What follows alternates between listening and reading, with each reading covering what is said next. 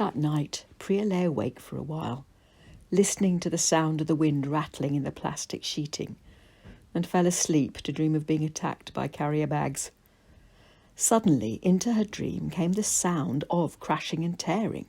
Priya was awake in a second, switching on her bedside light and reaching for Jack, who was barking so hard every part of him was quivering.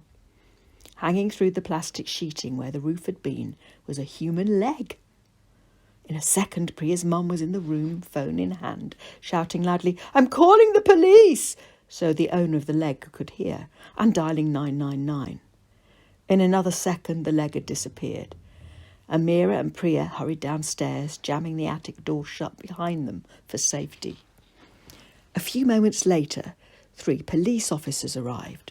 While Priya answered questions about the leg, Amira served hot drinks and cake, feeling, as she said afterwards, as if she was running a police cafe.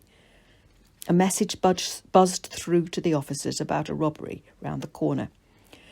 "Got to go. It might be connected to whoever was running over your roof," said the sergeant. "We'll be in touch tomorrow." Priya and her mum watched the policeman run off round the corner of Armoury Way and into Frogmore. Being awoken by a dangling leg and having police in the house was oddly exhilarating. Priya was in no mood for sleep. Her mum would not let her stay upstairs in case a whole intruder fell through the now torn ceiling. They brought down anything extra precious, like Priya's jewellery box and some favourite books, and Priya and Amira lay on a sofa each, snuggling down to talk about it all. Priya was worried about the robbery being in Frogmore. It was a little road with lots of large buildings, as well as houses and flats. Her school was there. She loved it dearly and could not bear the thought of it being burgled. Her mum suggested perhaps it was the warehouse, Panama Antiques, heavily guarded by high walls topped by silver spikes that looked sharp as scissors.